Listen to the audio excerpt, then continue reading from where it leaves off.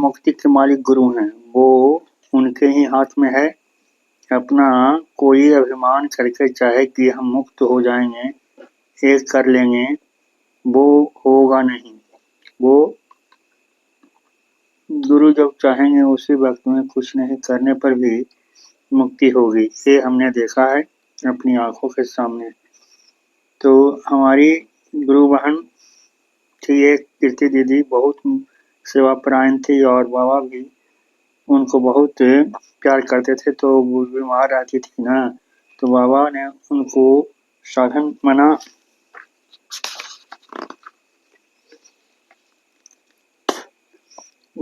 कर दिया। बोले बाबा तुमको कुछ नहीं करना है, तुमको करने की जरूरत नहीं है।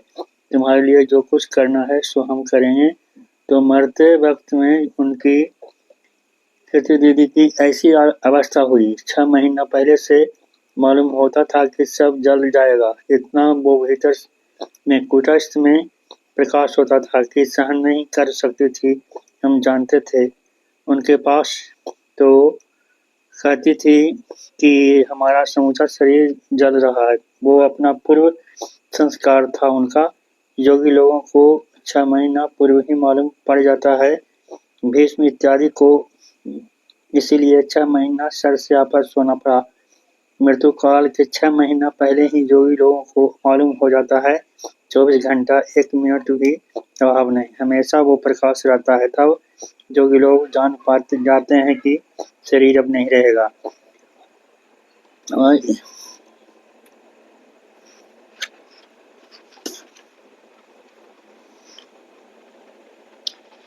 तो बोले थे बाबा ने कि आमी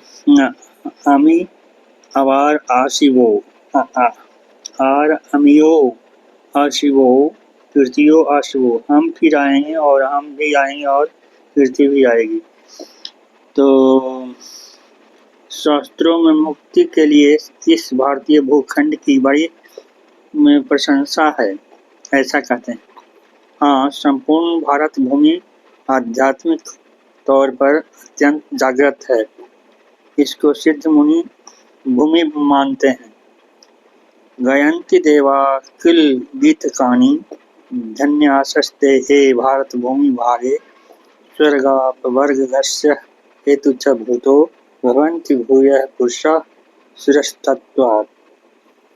विष्णु पुराण में भी है कि देवलोक में देवगण भी मुक्त कंठ से स्तवन करते हैं कि ये भारत भूमि धन्य है, जहाँ स्वर्ग और अपवर्ग दोनों की उपलब्धि सहज सुगम है। देवलोक तो मात्र एक भोग भूमि है। मोक्ष के लिए देवतागण भी इस धराधाम पर भारत भूमि में जन्म ग्रहण करने के लिए तरसते हैं। कहते हैं मुक्ति का केंद्र है भारत।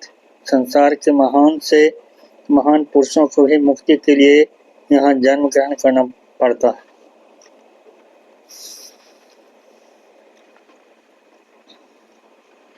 तो अब कहते हैं कि दूसरा में है कि महापुरुषों को कैसे समझा जा सकता है, उनके कुछ लक्षण क्या हैं। वो अति मानव पुरुष होते हैं। महापुरुष का अर्थ है ही है गुणातीत पुरुष। जैसे भगवान का गुणानुवाद किया जाता है, उनके चरित्रों की कथा की जाती है, लेकिन उनका निर्देशन निजानुभूति से ही होता है। उसी प्रकार महापुरुष होने पर ही कोई महापुरुषों को जान सकता है। महापुरुषों का वर्णन भी कोई ठीक नहीं कर सकता है।